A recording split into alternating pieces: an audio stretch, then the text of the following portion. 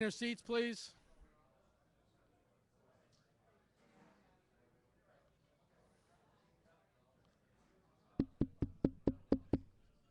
Is the mic working?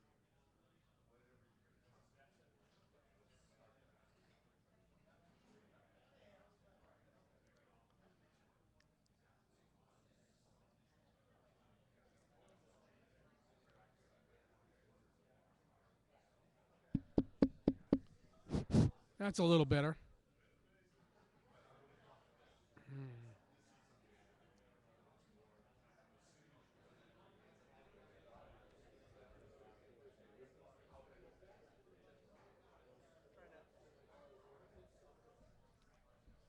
All right, can everybody find their seats, please? I don't know if this is working or not. Yeah, it's a little better. Okay, good.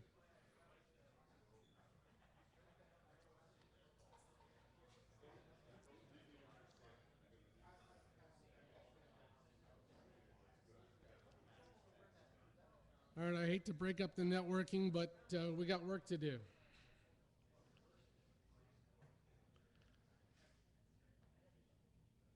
Good morning, everybody. Thank you, Don. Good morning, everybody else. Ah, gee whiz. Oh, bunch of old people here. All right. This morning we have an excellent presentation for you. As everybody knows, and we have some new folks here, this is an educational forum primarily, but none of this would happen without certain of our sponsors. And I'd like to remember, but I can't, so I will read the sponsors that have participated. Catskill Catering, who provides our breakfast. Thank you all. Look, you got to take care of the people that take care of you, okay? The breakfast is important. Ulster Savings, Rondout Savings, Sawyer Savings, Mid-Hudson Federal Credit Union, Ulster Community College, Saley Ackerman, and of course the folks here at Media 721, whom we couldn't do this without their participation. So thank you to our sponsors. Today's feature presentation features two of our region's premier investors, financiers, and overall good guys. And we're very happy they could make it down. Bella and Dick, thank you very much for coming down this morning. We also, just so you have an agenda, we're going to do a short presentation about our sister organization, the Hudson Valley Technology Development Center. Then you're going to have to listen to me give a little talk on entrepreneurship for a little bit. Then we're going to do our feature presentation, and what we're going to do there is a panel discussion. And I will start to ask questions, but the whole philosophy here is that you get to ask questions. You get to direct the conversation and extract the information that you need to know that's important for you and your company and your company's future. So with that, we will get started. Let me first introduce Brian Rye, who's the Business Development Director for the Hudson Valley Technology Development Center, who's got a few minutes. And I got a big hook and a microphone. Good morning. As Les said, we're the sister organization, Hudson Valley Technology Development Center. And it's been a while since I've been here, and I thank Les for inviting me back. I'd like to make it back from time to time and give you more updates on new developments and new programs. But this morning, suffice it to say, I just want to do a very high-level and rather brief presentation. I have to take off right after this and go to another meeting. I apologize, won't be here to network and answer questions. But I invite you to look at our website, hvtdc.org. On there, you'll have every bit of information that I'm going to talk about this morning, as well as my contact information, Brian Rye, probably the most important contact on the site. Now, HVTDC, again, we're about hands-on business support services for small and mid-sized manufacturers. We also work with early-stage companies delivering high-quality, cost-beneficial technical and management services. Basically, what do you need? If you're in manufacturing, we'd like to come in, make an appointment, sit down with you, help you assess your present state, and look at how we can get you to that future state. We'd like to look at management with you. We'd like to look at training needs. We'd certainly like to go on the shop floor and see how we can lean out the services there or the work in the process. We help to create new economic opportunities through the transfer of new technologies and advanced manufacturing processes. So in keeping with that transfer of technologies, we're giving away Les this morning. So anybody, he's yours. He's yours. Les is a go-getter, and he's, again, the sister organization here doing a lot of great work. I don't have to tell you all the things that he's involved in. It is very exciting. We've been around since 1988, and we have a long list of clients that we serve throughout the entirety of the Hudson Valley. In the areas of service, basically, along with business services, it's strategic planning, operational assessments, again, just high level. All of this is on our website. The lean services, which are 5S, value stream mapping, Kaizen coaching. I'd be more than happy to go in depth with these if you're not familiar. The great thing about what we do as well is that we do not pull you out of the work environment and into a classroom. We pride ourselves in bringing our team, analyzing at the situation there and training there on the job. It's a better way of doing business. We have thorough follow-up. We're always participating with our clients in an ongoing basis at the site, so we help to maximize everyone's time appropriately. Of course, there's organizational development. We do look at funding opportunities. I think everybody knows that there's a lack in that area these days, but where we can find them and they are appropriate and they can be applied, we certainly help you link with them. We can look at marketing and sales. The technology and the entrepreneurial side, of course, that's Les's mandate, and I think he's extremely skilled, once again, in letting you know about that. I think that's pretty much it for this morning, except I'd like to let you know about 3 new services that I think are rather exciting. Again, they're on the website, but we have engineering services. I was just speaking with a gentleman. Basically, we can help work on a project where you can basically hire some world-class engineering talent per job. And we've got a lot of people that we've harnessed throughout the Hudson Valley, and we're doing some exciting things with a couple of different companies. And it's to complement a company's product design development, with the applications team. So it's pretty thorough, extensive, and very exciting. Bob Inserto is heading that up. We found out recently that an interesting new service is through Galliard and its succession planning. There are a lot of companies out there that are looking at what they can do to set the company up to put it on the market for sale. People want to transfer ownership maybe to members of the family or sell out their shares in their side of the business to a partner. We've got a great team that can come in and take a look at that. Jim Keogh's here. He'd be more than happy to talk to you about that. And we have Kristen DiClemente, who's, again, she's on the website, heading up new green services. It's very exciting. She comes on site and does a very thorough analysis of the situation. She can go into those details. So once again, hvtdc.org. Please call 896-6934, extension 3005. That's me, anytime. I'd be more than happy to talk to you, and I thank you for your time this morning.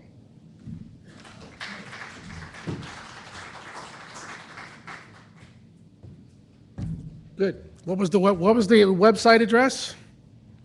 hvtdc.org. Such a struggle. All right. As you know, we were expecting the guys from Athens to join us this morning, but they have, we never know. They have serious business interruptus issues over there. They did lose their qualification yesterday. So they're also hosting a major conference over there this week. And if they've lost their internet and lost their public transportation and lost their government as they lost their currency yesterday, we just never know. So if they come online, we'll bring them up. And if they don't, we'll all wish we were sailing around the Greek islands today and just leave it at that. What we're going to do is I'm going to give you some information. I hope this works. I never know. Okay. We're going to start a series of sessions on entrepreneurship. And we're going to go and explore some of the origins, the effects, and outcomes of the phenomenon known as entrepreneurship. Personally, I'm as affected as anyone I know, having been a serial entrepreneur since 1972. The HVCFI represents my 8th startup. Not all have been financially successful, although rewarding, but some work and some don't. And that's kind of the risk and the motivation that inspires fools like me to continue with operations like this. The HVCFI itself is, for any of you that don't know, a not-for-profit organization, and it's designed to foster and nurture technology development, commercialization here in the Hudson Valley and beyond. So you got to trust me when I tell you that it's not a get-rich-quick scheme, but entrepreneurship is not a get-rich-quick scheme. Is it rewarding? Absolutely. Is it creative and innovative? As colleges, universities, corporations, and economic development agencies are being placed under stresses never imagined, the need for continual creativity is paramount. It could be me. Okay. Our panelists joining us today are going to provide some insights into the capital markets and how, all as entrepreneurs, you should approach them. How to get funding, how to look for funding, who to look for funding, where to look for funding, what kind of funding are you looking for? Are you ready for funding? Those are some of the issues that they're going to address. But as entrepreneurs, we need to do what we need to do in order to succeed, not just corporately, but personally, growth as well. And to me, that's extremely important. So as part of this multi-session presentation, we're going to be exploring a lot of different things. And some of this I'm going to have to read because some of it is lengthy. I apologize for that. But it's good information, and I think I want to be able to convey it to you in the right way. There are innumerable quotes and definitions on what is an entrepreneur. The term entrepreneurship could be found from the French verb entreprendre, I said that well, and in the 20th century, though the meaning may not be that applicable today. The meaning of the word then was to do something without any link to economic profit, which is the antithesis of what entrepreneurship is all about today. It was only in the early 1700s when French economist Richard Cantillon described an entrepreneur as one who bears risks by buying at certain prices and selling at uncertain prices, which is probably closer to today's definition. In the 1776 thought-provoking book, The Wealth of Nations, Adam Smith explained clearly that it was not the benevolence of the baker, but self-interest that motivated him to provide bread. From Smith's standpoint, entrepreneurs were the economic agents who transformed demand into supply for profit. That's much closer. In 1848, the famous economist John Stuart Mill described entrepreneurship as the founding of a private enterprise. This encompassed the risk takers, the decision makers, and the individuals who desire wealth by managing limited resources to create new business ventures. And here you have some of the hallmarks of what could be conceived as entrepreneurial. And it's going to be a long slide, so I apologize up front.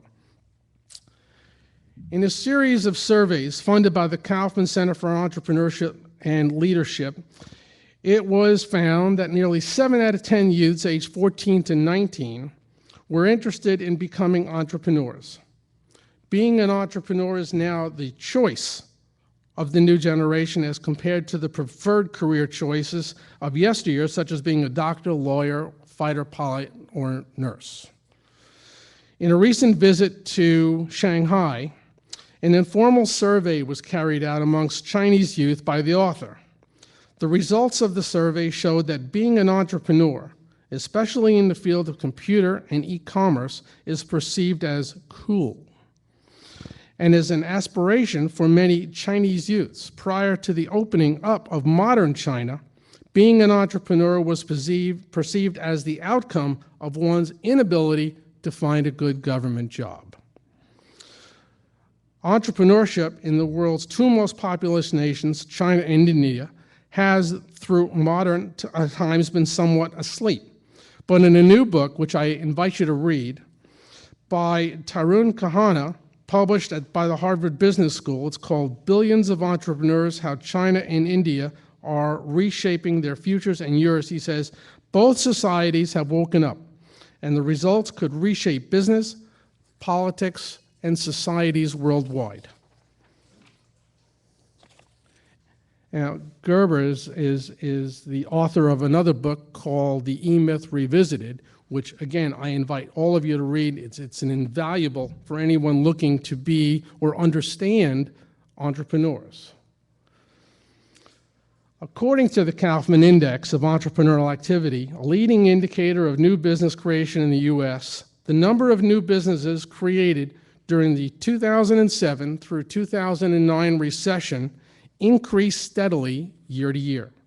In 2009, the 340 out of the 100,000 adults who started businesses each month represent a 4% increase over 2008, or 27,000 more starts per month than in 2008, and 60,000 more starts than in 2007.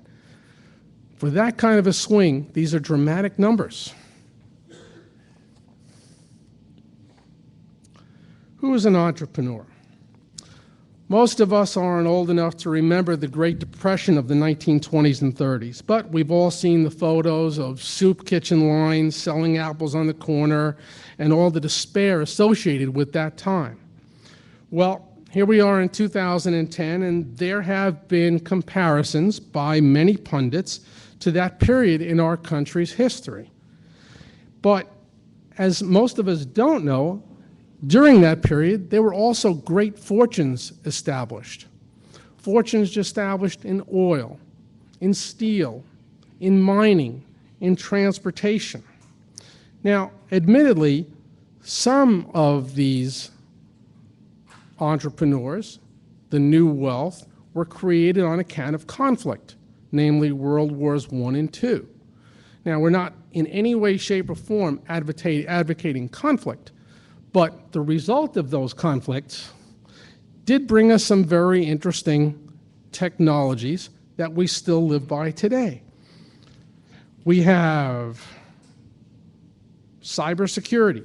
Let's just bring it to modern times. We have cybersecurity. We have GPS technologies, satellite communications, cable TV, all came out of that innovation period.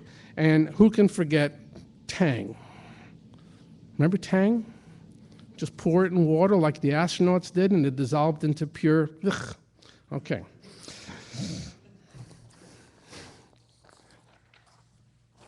Ugh, that's a technical term. So these figures are in direct opposition to what was perceived to be the model of entrepreneurs back in the 1990s and early 2000s.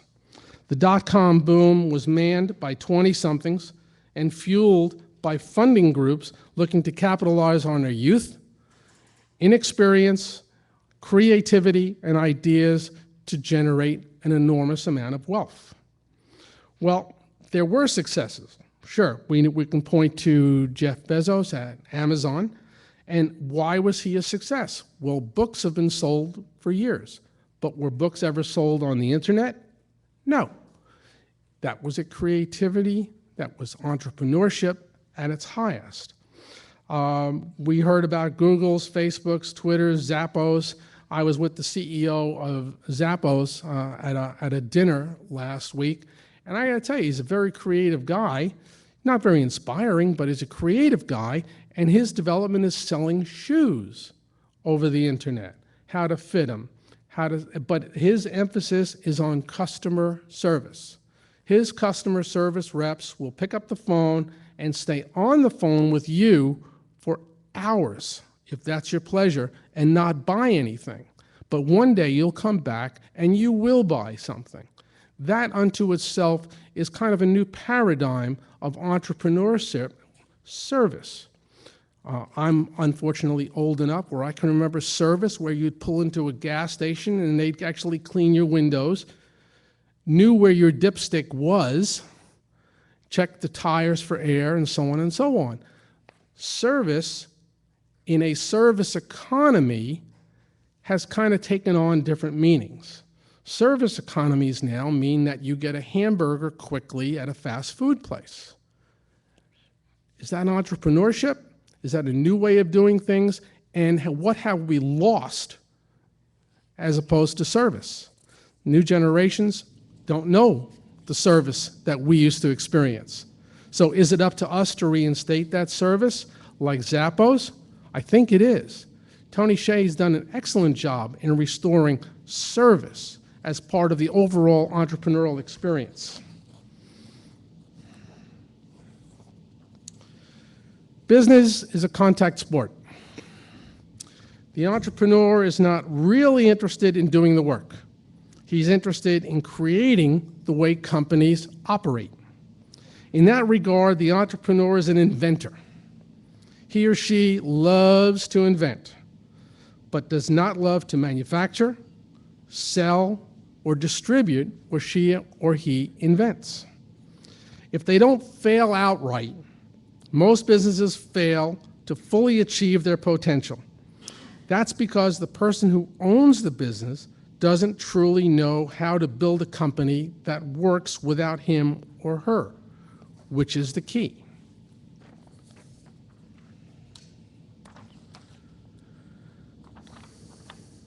So the questions become obvious.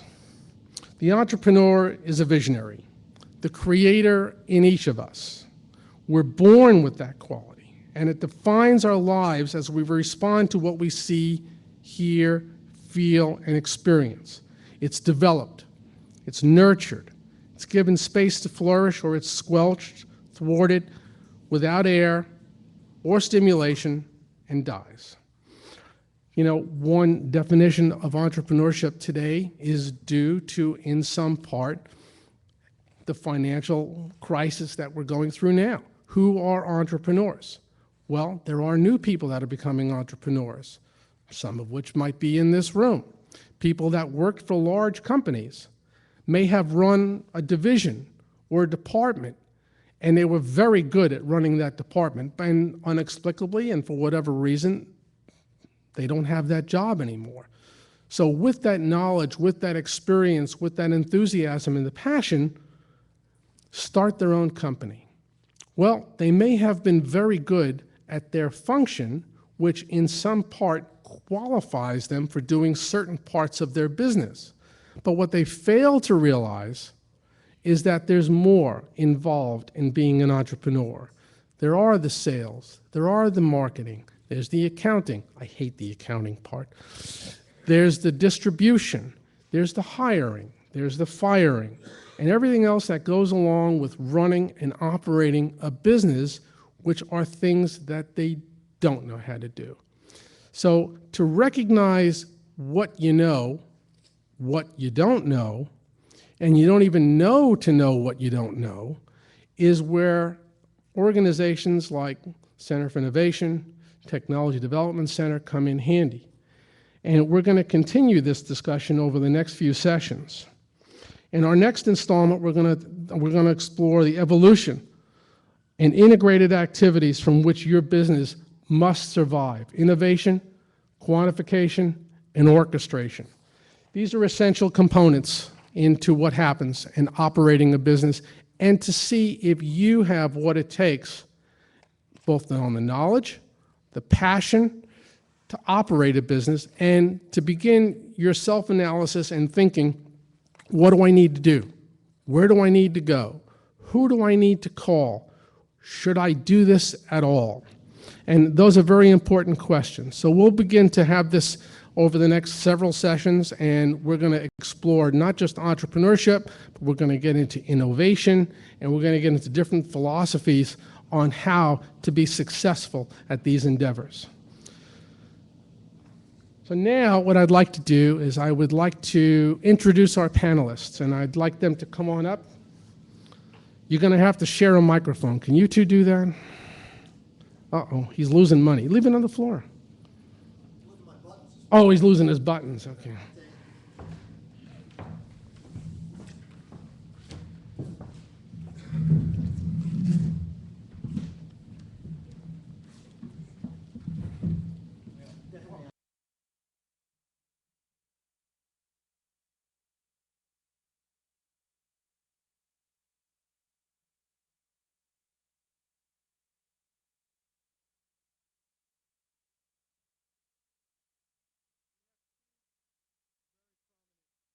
This morning, and what I'd like them to do is to introduce themselves to you, let you know who they are, what they do, where they've come from. Bella, why don't we start with you? Sure. I'm Bela Musitz, and I'm one of the partners in a venture capital firm called iPeaks Venture Partners. We're based up in the Albany area, and we do early stage investments in technology-enabled companies. So what that means is we write checks somewhere between $500,000 to $2 million as kind of a first or initial investment in the company. We have made 15 investments all across New York State, so we have a focus within the boundaries of New York State. Out of those 15 companies we've invested in, we've had one go out of business. We've sold 4 of them, and we have 10 left. And they range from a sector perspective from medical devices to material companies to software companies to what I would describe as internet-enabled businesses. And we are now in the process of launching a seed fund, which would focus a little bit earlier. Oh, I can do that. Okay. For our audience out there, Is this the working? yes, you can use this mic also. Okay, I just want to roam around and get questions from the audience also. Oh, perfect. Oh, boy. Now we're Now dangerous. you've done it. Dueling We banjos. do a 4-part harmony. Yeah. So I'll stop there, and Dick? Good morning. Dick Frederick, 28 years in healthcare, made a transition in the early 90s to internet-related businesses. I've done a number of businesses, startups, as well as turnarounds. Founded a company in 2001 called Autotask. It's located in Albany. It was a business that basically a partner and I started in his den. And today it's about a $20 million business with about 130 employees worldwide. It sells a web-based service, software as a service product. It was built for the internet, sold on the internet, serviced on the internet. Of the probably 3,000 or so customers that the company has today, probably less than 5% of them have actually seen somebody from Autotask face-to-face. So it's an interesting business model. I think when we started it, we were pretty much told it'll never happen. You can't sell a $10,000 a month product to somebody who doesn't see you. But I think that we've proven that that can be the case. I've also started a couple of other businesses. I'm involved now in a lot of early stage consulting. Right now I'm working with a group of folks in the Albany region to create an angel fund that's a managed fund. We had a fund in the community which was called T-Van that was a supper club. Basically went in, made a presentation. If people liked you, they would contact you and work one-on-one with you to create some funding. That model pretty much has died out over the last few years. And so now we're trying to raise $1.5 million fund that would service, I want to call it Tech Valley, but really extending from the north, Glens Falls south to the Hudson Valley.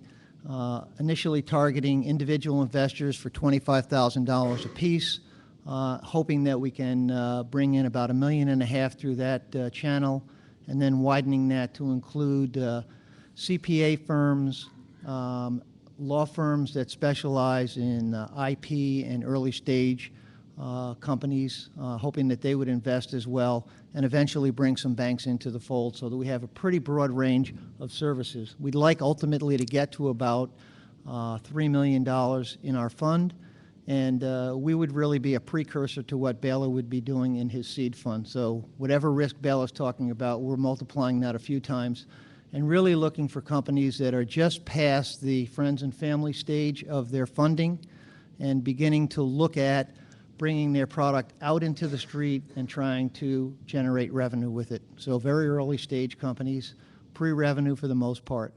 And in addition to that, I'm also trying to raise a seed fund. We never have enough money to fund any of our local businesses, and that obviously is a much bigger challenge. It would be in the $25 million range. And a separate initiative from what I'm doing. So I think we've got some qualified investors.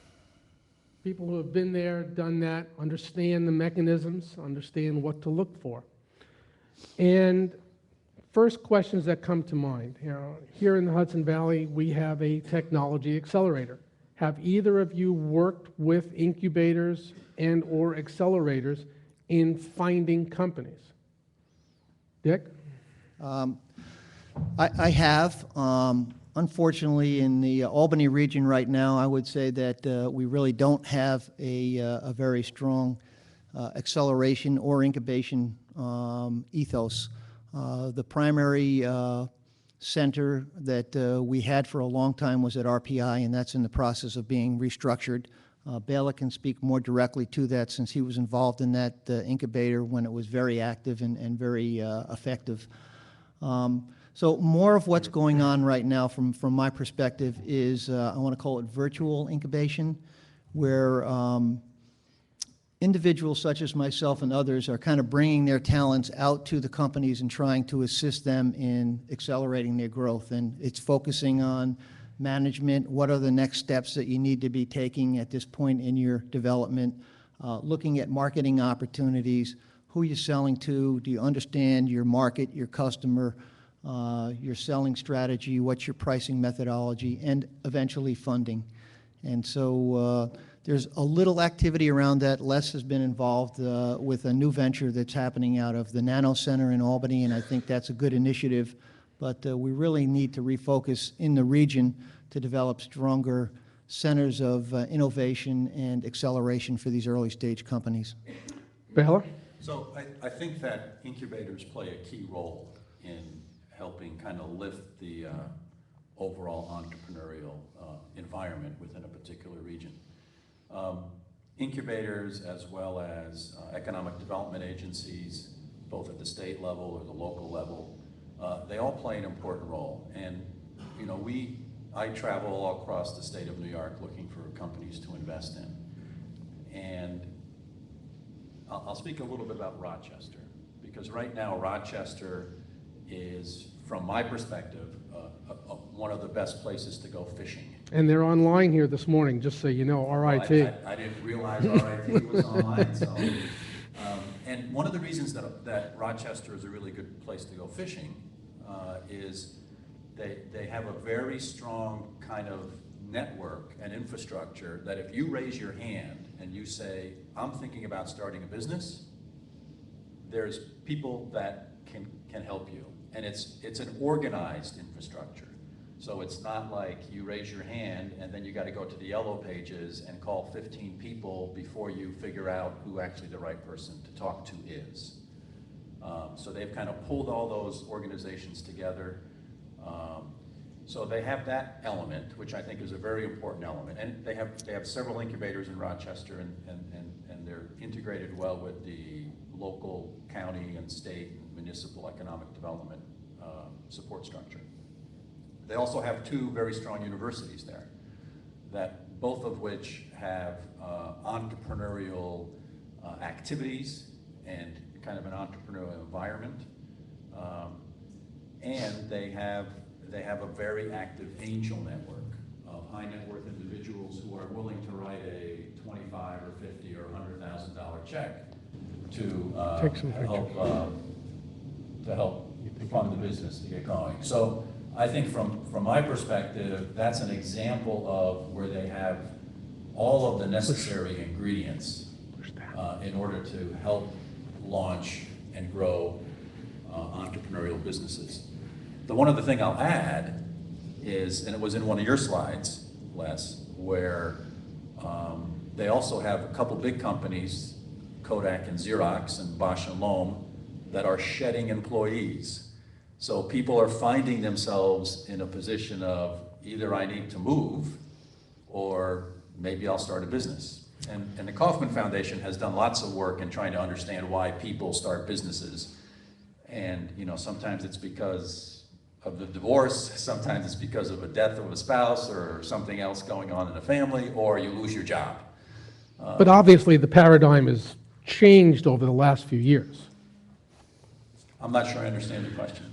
In the early 2000s, late 1990s, the average age of the entrepreneur was 20-somethings, 30-somethings. Have you seen a shift? Oh, clearly. The 1998 to 2001 is an anomaly. Okay? That's not steady state. It's a huge kind of blip or bubble, whatever you want to call it. Okay?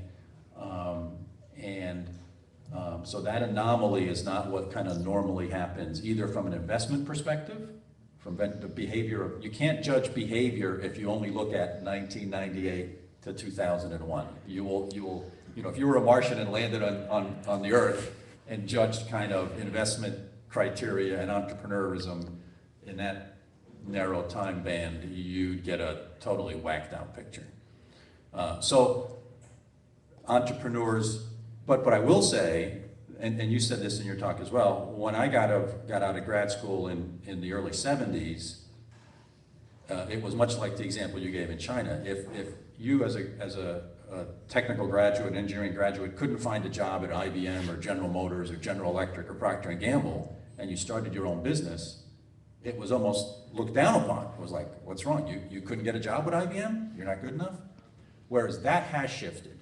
And I think what is a good outcome of 1998 to 2001 is that it has changed people's kind of willingness to try something like that, particularly for people graduating from school. So I think you see a lot more entrepreneurial activity at the 20-something-year-olds now than we did previous to the bubble, but still certainly not at the high levels and abnormal levels it was during the bubble. So when you guys are looking at a company, somebody walks into your office, maybe has a little bit of gray hair or in some cases not much at all. What are the first things you're looking for? Is it the technology? Is it the prospects for the technology? Is it the intellectual property? Is it the management team? Is it the experience? How would you rank them? Dick, what's the first thing you're looking for? It's an excellent question, and I can tell you that I've learned this lesson over time, and it's cost me a lot of money. I don't look at the technology, I don't look at the product, I don't look at the service until I evaluate whether I think the person sitting in front of me has the skills, the ability, and the interest, and the guts to take it forward. And by that I mean, once you jump off the diving board, you are either going to sink or swim, and you better be prepared to swim. And you better make sure there's water in the pool. Right. And I think that what happens a lot of times is that people have this great notion that entrepreneurism is easy. You have an idea, you open the door, you start to go out in the street, and people flock to you and throw money at you. And that is so far from the truth. Anybody who's in business knows that that doesn't happen that way. And I think that unless you are prepared to be a manic depressive schizophrenic, which is my definition of an entrepreneur, every day you have extreme highs and lows, and they occur within seconds of each other, and be able to cope with challenges that go beyond anything you've ever imagined, you are not going to be successful. And I think one of the points that I would make, and Bela touched on it, is it's not about money. It really isn't. When somebody comes to me and says, I need X, Y, Z to get my company to the next level, I often find that they're not ready for the money. They're not ready for the money because they don't know what they're selling and who they're selling it to begin with. They don't know what it's going to take to get to the next level. And what I'm assessing when I'm talking to that person is whether they're willing and able to take direction. Because if they think they know it all, and many of them do, unfortunately, they are not going to be successful. Because you're a great scientist, an inventor, a technologist, or whatever, it doesn't make you a good CEO. What it makes you is an opportunist. It gives you the chance to be successful if you can put a team around you and you are willing to understand that it's not all about yourself. And a lot of entrepreneurs come to the table with the notion that it's me. It happens because I'm the smartest guy in the room, and the rest of you folks who I'm trying to sell my product to just don't get it. And they keep looking for the person who's quote-unquote going to get it. So I evaluate the person that I'm sitting there, and once I understand that I think this person has what it's going to take to make this happen, then I'll start looking at the rest of what it is that they're trying to offer me. Bela, what do you Question? think? Yes. How important to you at that stage is whether or not that person has done it before? Not all that important. I mean, I think it's certainly an aspect that would help. And I can tell you from my own experiences, I've been run over by a bus a few times, and you do learn from that. But there are people who haven't learned from those experiences. Sometimes it's not that important.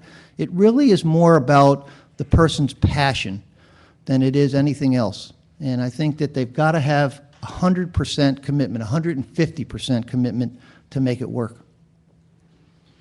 So I think I have a lot of common elements when I think about this question to what Dick said, but I think I'll talk about it just slightly differently. The first thing you have to remember is that from a venture capital perspective, a very small percentage of the total number of businesses that get started are really applicable for venture capital investment.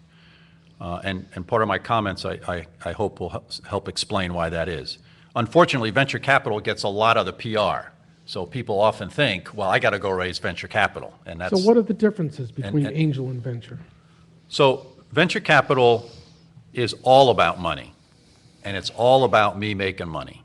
Because here's how the model works, okay? It's probably against union rules for me to tell you this, but this venture capital firm, High Peaks, is my fourth startup, okay? I had a business plan. I went out and raised money from individuals and pension funds and university endowments and banks. And I said, you know what, instead of sending all your money to Fidelity, send me some of it, and here's the things I'm going to do with it, and I'm going to return back to you more money than I gave you, or that you gave me, excuse me. And so my business is all about making money, and it's very easy to judge how well I'm performing. Just like Morningstar can rate all the mutual funds, and it's very easy. There's something called Cambridge Associates that rates all the venture funds. So it's very easy to see how I perform. So for me, when I look at whereas angels, and I'll let Dick talk about that later, oftentimes have different criteria for why they invest. But for me, it kind of goes this way. Venture capital investment is usually for somewhere between 3 to 7 or 8 years in length that we're going to have a relationship. So it's when I look at that entrepreneur sitting across the table from me, I ask myself the question, do I want to work with this person for the next 3 to 8 years? And if the answer to that question is no, All those other things like market, technology, et cetera, don't matter. Because it's sort of like we're going to get married. Now, we know we're going to get divorced, right? We know that's going to happen at some point in time. And hopefully it will be a happy, successful divorce and we're all going to make a lot of money, okay? So that to me is the fundamental number one question I ask myself. And having been on the other side of that table on numerous occasions when I'm trying to start a business and talking to venture capitalists, you as an entrepreneur should also ask yourself that question. Don't accept money just because someone's willing to give it, okay? Because you're giving up a lot of other stuff besides money. So, assuming that we both agree that we'd like to get married, at least for some period of time, then to me the important parameters are the following. It's the product or service, not the technology. Technology may play a key role in that, but you have to be able to articulate to me what your product or service is that people are going to want to buy and why they're willing to reach into their pocket and take out money and buy your product or service. Is it true that the myth of venture capitalists, angel investors, is that you've got stacks and stacks and stacks of business plans on your desk? I mean, how many do you look at one time? So we are a small venture capital firm located in Albany, New York. We evaluate, means we receive somewhere around 225 to 250 business plans a year. Out of those, we typically make 2 investments. So your odds, I think, are better at going to Vegas to raise money than coming to see me. Now, out of those 250, a half of them are, you know, I can read the first 3 pages and say this isn't ready for venture capital or it's not appropriate for venture capital. So there's a high fallout rate, right? But out of those, the half that are left, and people say, well, do you read the whole business plan? And I say, no, I don't read the whole business plan. I read the first 3 pages, right? The So executive summary. whatever's on the first 3 pages, okay? And you'd be surprised what you get on the first 3 pages. Sometimes it's, you know, I was born in Poughkeepsie in 19 blah, blah, blah, and I have 3 brothers and 2 sisters. So it's the first 3 pages. And based on that, so you got to sell me in that first 3 pages. And I'm going to do one of 2 things on that, after reading that first 3 pages. I'm either going to put it in the trash, or I'm going to pick up the phone and call you. And I'm going to say, hi, this is Bela Musitz from High Peaks Venture Partners. You sent me your business plan. Tell me about your business. And then I'm not going to say another word, and I'm going to listen. Okay? And people say, well, why don't you read the whole plan? Well, I don't know who wrote the plan. Maybe you hired somebody to write the plan. You know, maybe you hired Stephen King to write it. I don't know. Right? So I'm going to call you. And so I want to hear about the product or service. I want to hear about how big the market is. I want to hear about who your competition is. And I want to hear something about the team. Now, I do want to go back to my first point of we're going to get married for a little while, right? So I have to have confidence that for the next 12 to 18 months, you can lead this business. But I don't have to have confidence that you can take it to where it ultimately needs to get for me to get an exit. Because that problem I can fix, right? We can bring in another person to run the business. But if the market's not big enough, I can't fix that problem. Or if the product or service doesn't, you know, people are not going to buy it, I can't fix that problem. But I can fix the management problem, right? But I don't, and if I have to fix it, I will, but it's always disruptive and it's always costly. So I'd prefer not to. And I certainly have to have confidence that you can kind of take this business for the next 12 to 18 months and grow it to where it needs to be. Dick, what about you? How many do you see, and what are your criteria? Well, again, I think the important thing here is to notice that there's a difference in where we're kind of catching these companies and what's important versus the stage that a company's in. You can So see the presentation. I see a lot of companies that are kind of just percolating along. They've got a great idea, they may have taken it to the next level, but they're kind of stymied as to what to do at that next point in time. So I work with them to try to refine what it is they're trying to do and who they're trying to do it with. And I do agree with Bela on the fact that it is a marriage. I can tell you this, that I pitched Bela when we were starting Autotask, and he told me that he didn't think it was something that was worthwhile. And it didn't fit into his wheelhouse, which is great. We raised $14.5 million in that company. And I will tell you that at the end of the day, we probably made a mistake when we took our last investment because we took the wrong partner in. And once you're with them, you're with them. And you want somebody who not only is going to put the money in, but somebody who can help accelerate the growth of your business and gives you constructive criticism. So when you're looking to build that board, whether it's a board of advisors or a board of directors, take the time to figure out if these people who are coming to the table to be your partners really are going to be your partners and what their interest is in your business. So that's one point. The second one is really focused back down on the other point that Bela made about the business plan. One of my other hats is I teach at Union Graduate College, and I work with the capstone program. So I probably see 15 to 20 business plans a year that students actually work on with real businesses. And it is amazing to me how many fairly substantial businesses, ones that have $10+ million in revenue, have no clue what direction they're going in, and maybe are writing a business plan for the first time in their life. And so what we try to do, and what I try to do, is listen to what Bela tells me, and that is catch me in the first 2 or 3 pages. So the business plan, while it might be 40 or 50 pages in length, to me is a great exercise that you need to go through and develop all the information and criteria and understanding of what it is you're doing, and then be able to synthesize that into a 2 or 3 page standard business executive summary that tells everybody who you are and what you're doing and how you're going to get there in a very straightforward way.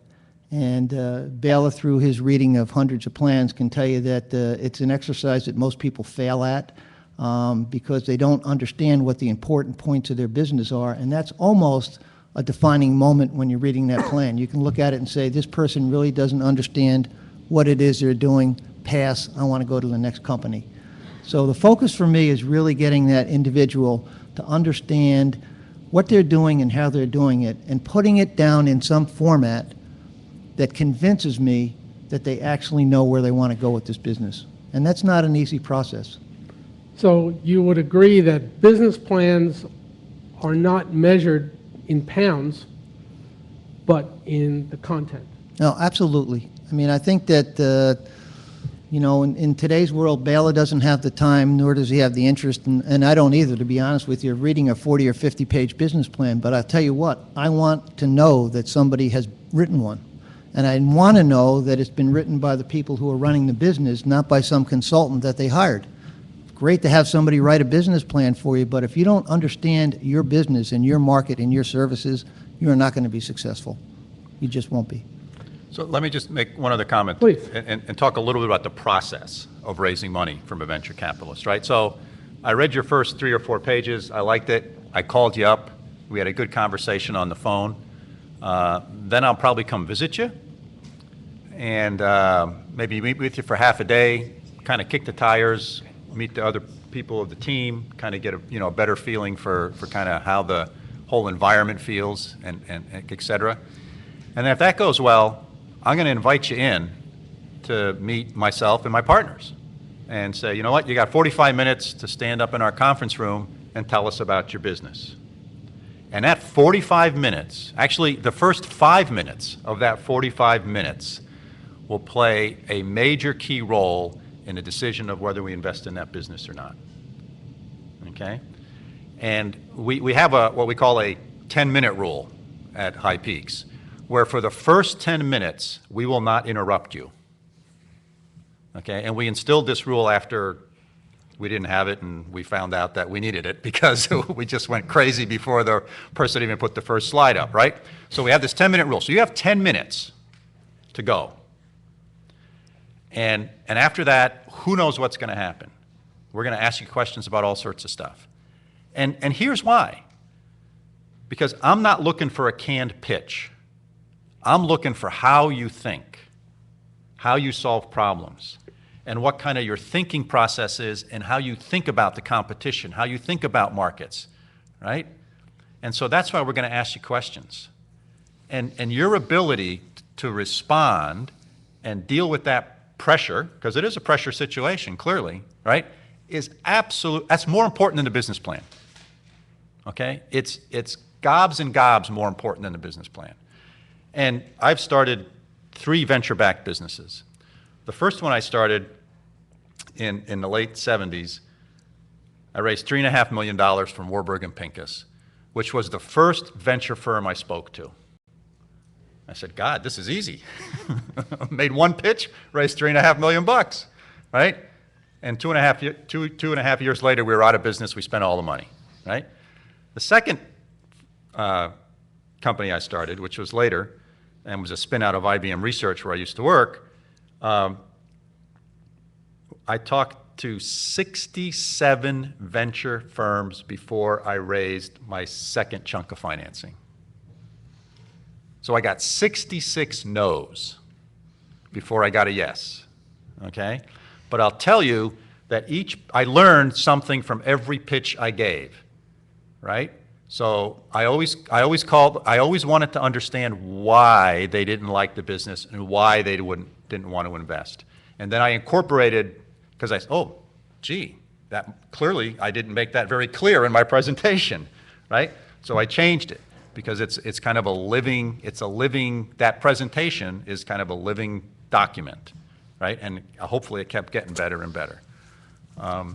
So my point is that pitch, that 45 minutes in our conference room is much more important than your business plan. Now, if that goes well, I will then read every page of your business plan, right? And I will crawl through it, right? And by the end of the process, which typically takes 4 months or longer, in other words, from the first time we meet to the time you get a check out of us, if it's 4 months, you're really going fast, right? I mean, there have been companies we've talked to for 2 years because they really weren't ready. But 2 years later, they got to the point where we said, okay, we will invest. So it's a long process, but I will know everything about you, and you will know hopefully a lot about us before we actually walk down the aisle and get married and write that check. There was a question over here. Neil, you have to speak into my ear so I can get you on the microphone. Speak directly into your ear line? Directly into my ear. How's this? Oh, good. Gentlemen, I'd like you to expound a little bit on the downside of accepting venture capital or angel capital. And Bailey, you were referring to it beforehand when you talked about potential for change in management. Specifically what I'm talking about, or what I have in mind, and you can certainly tell me more, is the degree to which you take board seats, the percentage of the companies that you get, and what that voting percentage means to the remaining shareholders. Okay, great question. Venture capitalists only buy preferred shares of stock. We do not buy common shares of stock. And why do we buy preferred shares of stock? Because there's additional rights and privileges that go along with preferred shares of stock. We never want to own 50% of a business. We typically like to own somewhere between 10 to 30% of a business. So we are often minority shareholders. We always take a seat on the board of directors. We like to provide more to that company than just money. So from High Peak's perspective, one of my partners is really good at kind of new product introductions. He worked for a boutique consulting firm that did that all over the world. So he's really good at that kind of piece. I have another partner who's really good on the financial aspect, and I'm the technology, engineer, scientist guy who's kind of understands that piece. So as we say, between the three of us, we have a whole brain, right? And we bring that to the table because you as an entrepreneur want more than money from us. You just don't want our money, right? So we always take a seat on the board. We're not interested in operating the business, okay? But we are interested in helping guide the strategy and the key decisions in that business.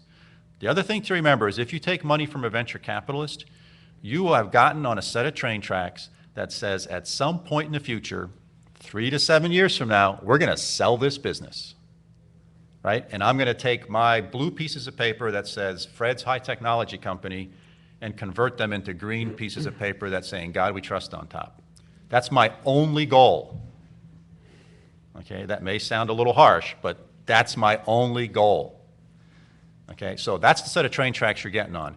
And I will do whatever I need to do to, at some point in time, maximize the value of this company and sell it, or go public, right? But most of the businesses we invest in end up in an M&A transaction.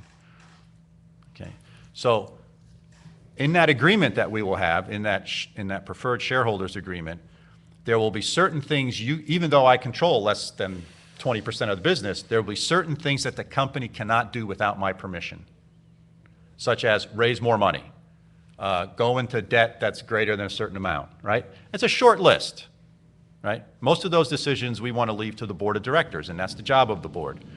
But there are certain things that we want to protect our investment that you cannot do without our express permission. I hope that answered. So again, they're gonna revoke my union card.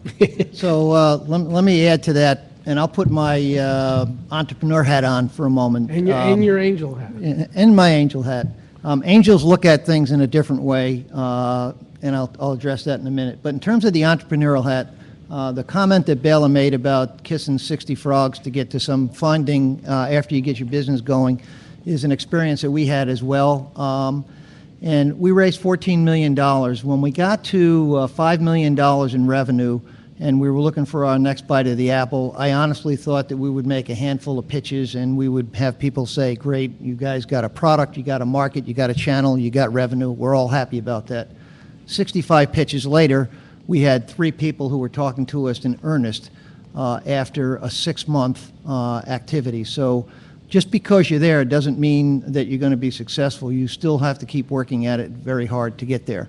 But once that happens, I want to talk about what really occurs from my vantage point when you have a venture firm in there. Yes, very clearly you better be prepared to find an exit for your company because that's the only reason that the venture capitalist is at the table.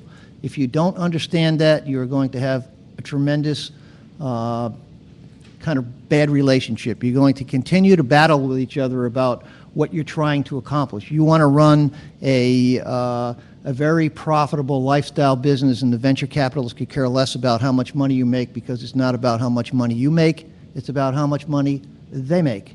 So you need to understand that going in. And while there's a minority ownership interest in preferred shares, there's a majority control interest through the preferences that are given. And believe me that you will have a limited number of decisions that you as the entrepreneur can make once you have a venture firm in there.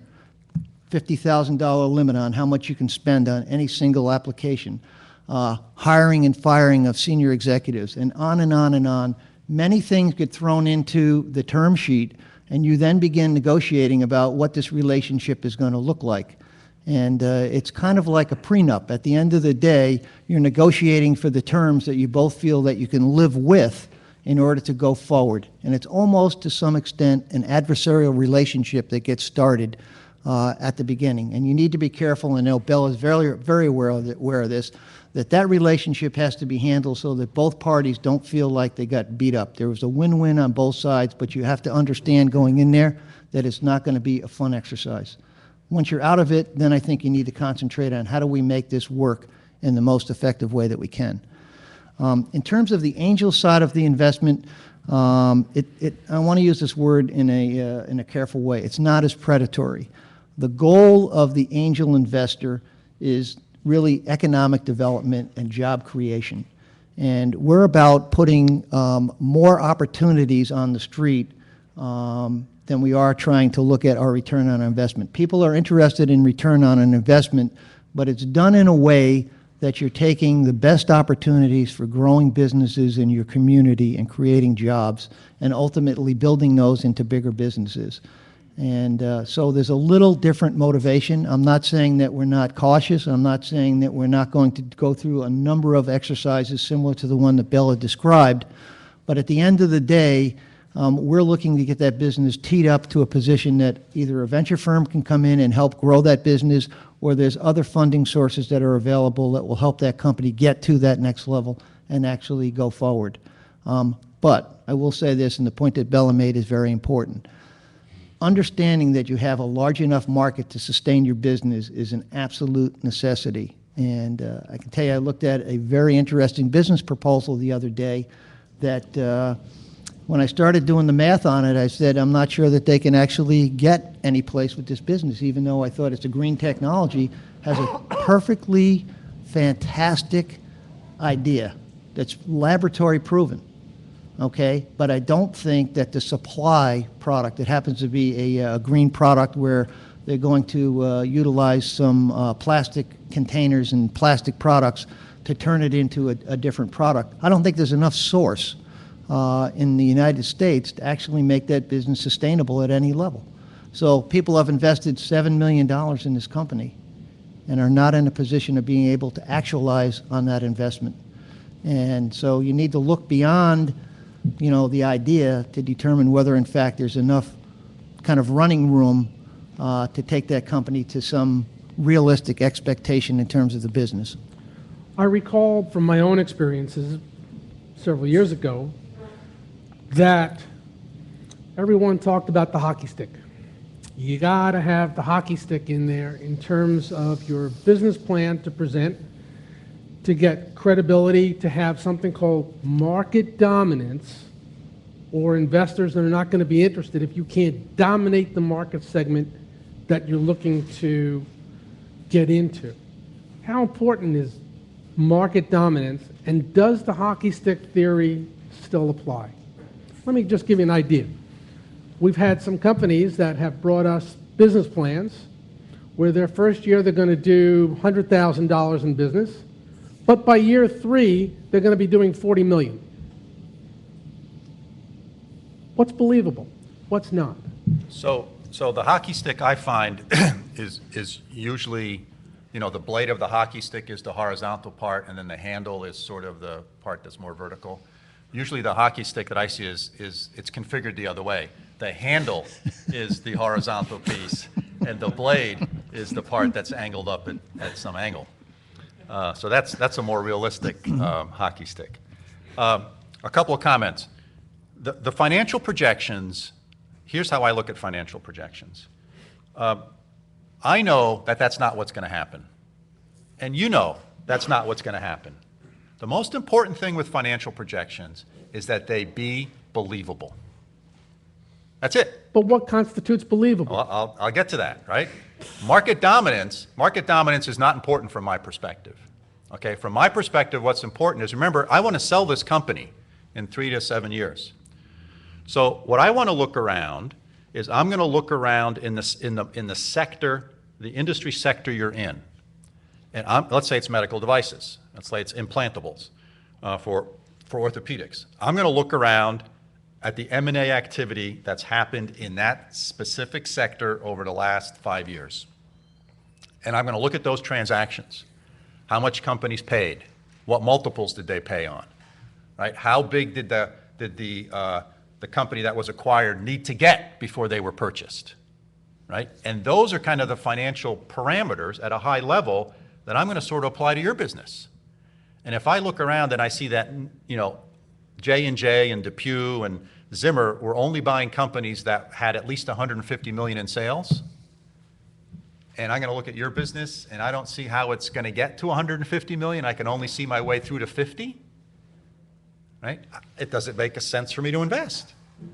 Whereas in a different sector, maybe in the software sector, I can look around and see, oh man, all sorts of companies in the $20 million revenue range are being acquired, right? So there's a whole different set of parameters that I can apply to how big that company needs to get. So I'm not looking for someone who's going to capture 70% of the market. I'm not looking for market dominance. What I'm really looking for is somebody who's going to look really, really attractive to a bigger company to get acquired. Because remember, I'm focused on that exit, right? And I'll use those parameters to figure out how I'm going to value this investment I'm going to make. By value, I mean how much I'm going to pay per share of stock, right, for your company, because I'm going to drive it from, I'm going to look at the exit parameters, bring those back to today and say, okay, this is how much I think makes sense. Now, the one comment I'll add to that about angel investing, because I think it's important, of the 15 companies we've invested in, I think 10 or 11 of them had angel money already in the company. So we oftentimes invest after angels have invested. Are the angels happy to see you? Sometimes they are, sometimes they're not. Because they get diluted. Well, dilution isn't a big issue. What the big issue is, the angels often overpay. Okay, so we made an investment, just to put it in kind of perspective, we made an investment a number of years ago where the last angel round of money came in at a $90 million pre-money valuation. Okay? And what happens is the angels eventually run out of money and they have to go to institutional investors or venture capital. Our money, as well as a couple other VCs, we got together, we put in $20 million into that company. But it came in at a $30 million pre-money valuation. As they say in the trade, oops. Right, right? So you as an entrepreneur should look at the total amount of money you think your projections say you need, then double or triple it, right? And say, okay, can I get all of this from angels? And if I can, then that's a great path to go down. That's a wonderful path to go down, and I would recommend doing that instead of talking to a guy like me. But if that's too big of a nut for you to get from angels, and you have to go down an institutional round or a VC round, then make sure you don't do things in the angel rounds that are going to need to get undone before the institutional investor comes in, right? And the dilution is, you know, it's one thing if you paid $1 a share and I'm paying $1.50 a share and you're not buying any shares in this round. So yeah, you're going to get diluted. But it's another thing if you paid $10 a share and I'm buying shares for $1 a piece, because that's real dilution. But Okay. Dick, let me ask you a question. I can't tell you, the magic number that floats around is $250,000. If I only had $250,000, we can make this business grow beyond our wildest imagination. And that seems to be the number that rings out. Where that number came from, I'm not real sure, but predominantly that's the number. Somebody comes to you and says, we're going to develop our technology, we're going to develop our intellectual property, we're going to build a prototype, we're going to go out and get reps all over the country to sell our product if we only had $250,000. And I know you want 30% of the company, but would you take 5? I want to hang on, because in case we need more investment money. What do you say? What do you do? Well, I probably laugh to begin with because I think when you start off, and I hear this a lot, to be honest with you. I mean, I say to somebody, how much money do you think you need? And they throw a number at me. And I say, that's wonderful. What are you going to do with that money? And they go, well, I need to do a couple of things. And they don't have a plan. So in the first instance, the plan that you described is way too aggressive. You couldn't do all those things for $250,000. So I don't think they've actually gone back to their business model and said, if I had 250, what could I do with it? How would I spend it, and what does my revenue look like? So I kind of go back to the question that you asked Baylor before about the hockey stick for 2 reasons. One is that the expectation when you have a software as a service model is that that hockey stick looks more like the second description that Baylor had. Very kind of slower growth, and then maybe some uptick 5 years out because you really got the market moving and you now control more of that market. So you have to understand that when you're building a business model, that going from 100,000 the first year to 20 million in the second year is not realistic if you have software as a service as a business. But I then go back and I take a look at, and I would do the same thing if somebody said, I need $250,000. And I would say, how are you going to use that money, and what do the sales pipeline look like when you get to that $250,000 investment? Because I think what's important is to have a realistic expectation of how you can sell that product with the money that you're going to get. And I would say that if you're not going to use it for sales, I'm probably not that interested in it, because if you are still working through all sorts of development activities on your business and you need another 250, which probably is way short of what you actually need, you're buying yourself a significant amount of problem. Either they're going to be needing more money, which you may or may not be able to provide to them, or that product or service just isn't ready for the marketplace right now. But I think that when I look at the financial side of the house and somebody tells me they need money, I look at their sales numbers and I say, how many sales do you need to make every single month to get to the number that you're projecting? And then back it up and say, okay, what's your close rate on your selling side? And how many leads do you need? How many prospects do you need every single month to make this real? And when you start backing that up and you're looking at one close for every 10 sales calls, and the guy's telling you he's going to do 40 closes a month, and I'm looking at 2 sales guys, I'm saying there's no way you could ever make enough calls to even get close to this number, and it's not real. So every aspect of that business model has to be kind of taken apart and gut checked to see if it really stands the test of reality. And once you understand that there's some substance behind the business plan, then I think you feel more comfortable about working with a number that makes some sense going forward. Yeah, and that's all about what I said earlier about the financial projections being believable. Sure. Right?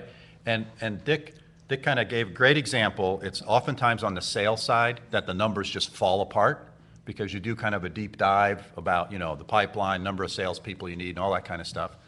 The other thing that's sort of at a higher level is if you're in the materials business and you have some new plastic or something, I'll look around that sector and I'll say, okay, here's examples of 5 other companies, and it took them $100 million of investment to get to being, you know, a for profitable, cash flow positive business. So how are you going to do it on 3? Now, maybe you'll have a great answer for that, because you've invented some new process that makes this particular material at a much lower price. That's great. But the answer is not because you're smarter and you're more efficient. Okay? So that's kind of the high-level question we ask, is how are you going to be able to do it, whether it be 250 or 3 million or 5, when it takes everyone else 10 times that amount of money, right? So that's kind of the high-level question you have to ask yourself.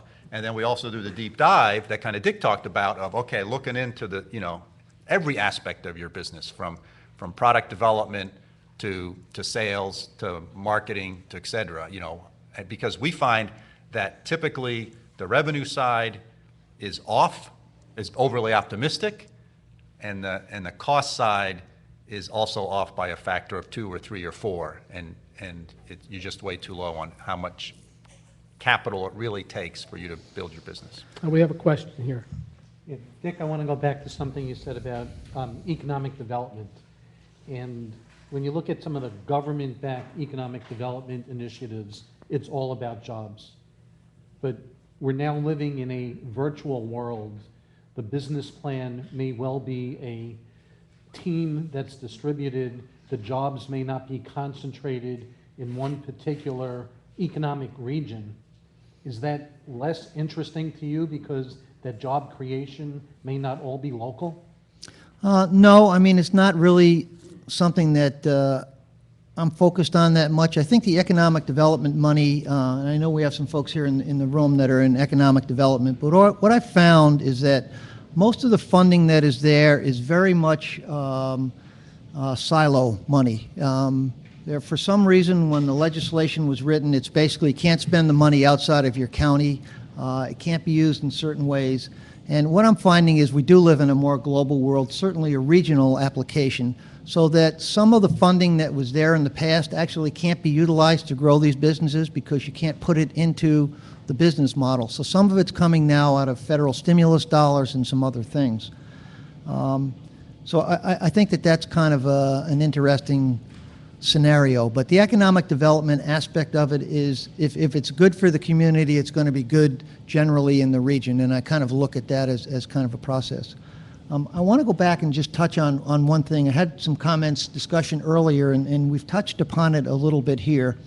But I want to talk about the innovation aspect of early stage business and how to kind of some of the pitfalls that I've seen in the past. And the one kind of overarching issue that I see all the time is that the inventor, scientist, founder of a business creates a product or service that they want to sell, and then they head to the marketplace with this dogged determination that they've got the best thing in the world and everybody's going to jump over the table to buy it. And they're very reluctant to approach people who they think are going to tell them no. So there's this reluctance sometimes to actually go out and sell your product. They don't want to get out in front of people. They're sitting back. They're doing more development. It's not quite ready yet. It's got to mix the soup, do all those things. So that's one thing. They kind of get stuck in this loop where they're a little bit anxious to take it out and actually find out whether people are willing to pay for it. I think secondarily, when they get feedback from people and it's not what they expected to hear, they discount that person as not being a knowledgeable consumer, and they go look for the next person who might be more willing to pay for that product. I can only say that down the road, when you get 6, 7, 8 no's, and you haven't had anybody say yes, you better start listening to the customer to figure out what it is that's not working that will put you in a position to have a product that actually meets the customer's needs. And I think more than anything else, that reluctance on the part of a lot of entrepreneurs to listen to that potential customer is one of the largest reasons why I see those businesses fail, or they just get totally stalemated. They can't move forward. They don't have a product that the customer really is interested in buying, at least not in the form that they've tried to define it as. We have one more question, and I think we've got Greece on the line, so we'll ask the one more question. We're going to bring Greece in, and then Bella and Dick will stick around for a little while afterwards. If you have questions, I'm sure you're going to want to inundate them with business cards, and we welcome you to do that. So Ralph, you had a question? Bella, to follow up on the Rochester, New York, what does Rochester area have that the Hudson Valley doesn't have? Do they have charming politicians? Do they have hungry or unemployed engineers? In your opinion, what does the Hudson Valley lack? I mean, from vis-a-vis the Rochester. Rochester has 2 major research universities. RIT has like 20,000 students, right? Which I never realized it was so big, but it's a big place. So there's a lot of creative minds there. The University of Rochester is there. The University of Rochester Med Center is an unbelievably entrepreneurial place. Lots of innovation comes out of there. They think of Rochester as the greater Rochester community. So it almost includes Buffalo, but not quite, and it almost includes Syracuse, but not quite. Okay, but they draw a pretty big circle. So they're not real parochial about activities.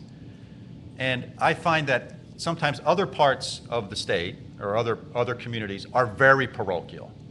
In other words, if you don't spend this money in Dutchess County, you are not getting it from me. Okay? And then what that leads to is kind of this kind of infighting and competition among people who really shouldn't be competing, because what you're trying to do here is raise the tide for everybody. And whether that new enterprise locates in Dutchess County or Ulster County or Greene County or whatever, really doesn't matter, right? The idea is to get a whole bunch of them here.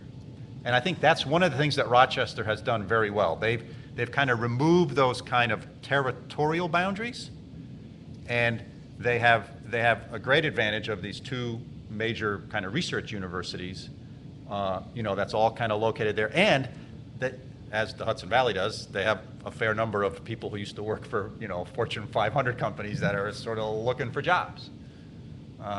So can it be done without a research university? Absolutely, right? It's not a requirement.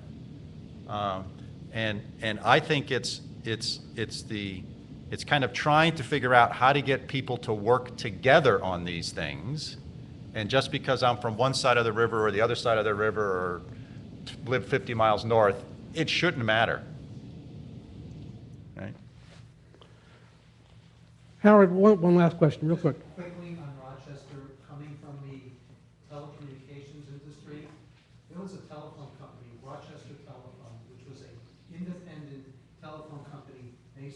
Rochester, a number of startup telephone companies can trace their history back to Rochester Telephone. This just seemed to spawn a number of startups. So it's another example in Rochester. And that's a great point.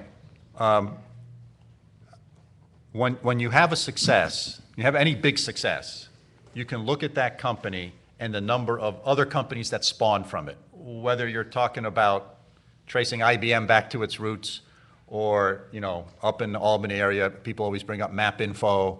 I mean, there's a lot of, and Rochester's a great example of that. Rochester has had a couple of big successes, right? Including Kodak and Xerox. And out of those companies came a lot of other small companies.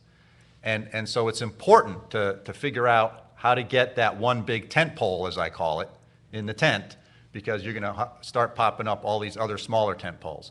And then all of a sudden you have this community that kind of supports itself, and it kind of snowballs, right? And that's exactly what happened in Silicon Valley. That's exactly what happened in the Boston area. They had a couple of big successes, and then from that spawned a whole bunch of other things. Let me make one last point, if I can, Les. I know Sure. we're running Absolutely. short on time. I want to go back and address that issue about why is it different.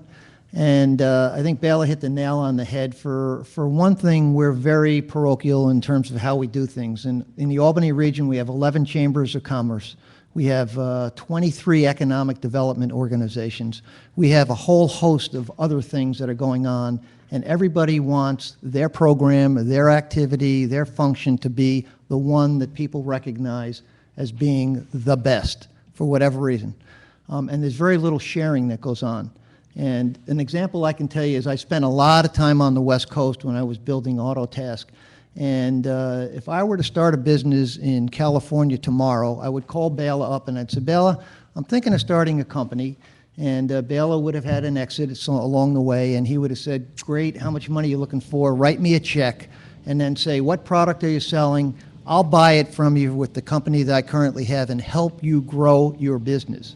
And what I find here in our region in particular, and I found this with my company because we actually didn't sell in the Albany region because it got to a technical discussion all the time, is that people are unwilling to help each other grow their businesses. And many companies who were specifically the target customers who we were selling to would sit there and talk to us for days about why did you do something to develop your technology this way? Why did you use a certain database? Why did you use this format? It wasn't about the product or service, and it wasn't about them being interested in helping me grow when they could have. They could have said, great, I'll buy 10 licenses and tell you if it works or not. Instead, they chose not to, and I think I see a lot of that in our region. I don't know if that's the case down here in the Hudson Valley, but one thing is pretty much. learning how to work with each other. Absolutely. It's something that we've been fighting in this region for day one, and I don't see any really quick end in sight. Working together is not something that seems to be widely accepted with not just counties, but politicians and economic development agencies, and sometimes even companies. And that's a shame, and that we've tried to bridge that, but honestly, we haven't been all that successful. So one of the additional comment I'll make around that is if you take a look at Buffalo and Erie, or Niagara, which is all kind of in the real western part of the state, which went through hell as a kind of a community. But I think they had to go through that, because what they did is they have formed what they call the Buffalo Niagara Enterprise. And it basically encompasses all of the economic development agencies, all of the chambers, the universities, et cetera, all sort of kind of working together in one organization, right, to kind of help foster economic development in its broadest sense, as opposed to 23 different groups all trying to, none of them having enough power by themselves to do anything, basically, and all trying to kind of get credit for whatever they're doing. So there's a great example, but like I said, they went through really bad times before they kind of said, okay, we got to do something. And Rochester, if you think about Rochester, they went through some really bad times too. I mean, Xerox and Kodak are just mere shadows of what they used to be from an And employment Polaroid. perspective. And right. Well, Polaroid, I don't know if Polaroid was in Rochester or not. They were a little further north. Yeah, so anyway, there's lots of examples, right? Yep. So sometimes the community needs to go through trauma before it changes some of its kind of thinking? Well, here in this region, we were faced with a very similar situation where this valley was dominated by IBM. And we had a similar situation in the mid-90s when IBM shut down a lot of these operations, and people found themselves in very different sets of dynamics, which is continuing to affect this region in multiple ways. In a negative way, yes, there were a lot of people that lost their jobs, but in a very positive way, it's inspiring innovation, it's inspiring creativity, it's inspiring collaboration and affiliation, which is reinvigorating itself right now. We've got a lot of things going on in this region, specifically in Ulster County, in Orange County, in Dutchess County, which are helping to reignite a lot of what's going on. I need to take a couple of minutes. We got John on the phone. Good afternoon, John. County. Good afternoon. Good afternoon. Good morning, guys. Good morning, everyone. Are helping to reignite a lot of what's going on. I need to take a couple of minutes. We got John on the phone. Good afternoon, John. County. Good afternoon. Good afternoon. Good morning, guys. Good morning, everyone. Are helping to reignite a lot of what's going on. I need to take a couple of minutes. We got John on the phone. Good afternoon, John. County. Good afternoon. Good afternoon. Good morning, guys. Good morning, everyone. Holy moly.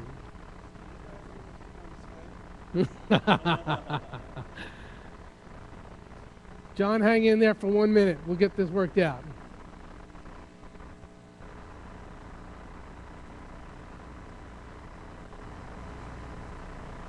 Can you hear me now? I can't hear him, but he can hear me. John, say something so I know you're there. Yeah, I'm here. That's better. Okay. Good afternoon. How are you? Good afternoon. Very well. Very well. Thank you. How's my friend Andreas? Very good. Very good. Actually, he's very enthused. He's going up to Thessaloniki, where we have a symposium of young entrepreneurs, and we're actually getting a lot of positive feedback from that. Excellent. Some of the questions I'm going to ask you this morning are from the agenda from the symposium, which I think will be helpful and try and bring a lot of these things together. Everyone, I think, is aware of the impact of Greece and some of the financial turmoil. It kind of reverberates back here to the United States. And just so everybody knows, John grew up in New York, so he's still a New Yorker at heart. Yes, I am. Yes, I am. Some of the interest in Greece and with the YES organization and in entrepreneurship has been in distributing entrepreneur education. And there are several differences in many of the EU countries as to how to educate entrepreneurs, new entrepreneurs, existing entrepreneurs. And one of the agenda items on the conference for tomorrow is startup entrepreneurship as the main instrument for sustainable growth in Europe. And John, how would you perceive that? Well, the first comment, of course, is that there are differences among the European Union countries, but we could also look at as a pluralism and as something that gives a lot of different ways to look at one problem, and hopefully a synthesis of all these different opinions will bring about a very creative idea on entrepreneurship in general. So we're hoping to look at these differences are somehow bridged. Specifically about Greece, of course, startup entrepreneurship is a very, very difficult situation in Greece up till yesterday, and we're hoping that in pushing this issue, of course, a lot of the political leadership, which we hope will be at this symposium, is going to look at this very, very hard and look at whatever suggestions we have made as far as helping startup entrepreneurship, because that is basically what is truly missing from Greece. There is basically no help for any startups in Greece. There are no basic business angel institutions.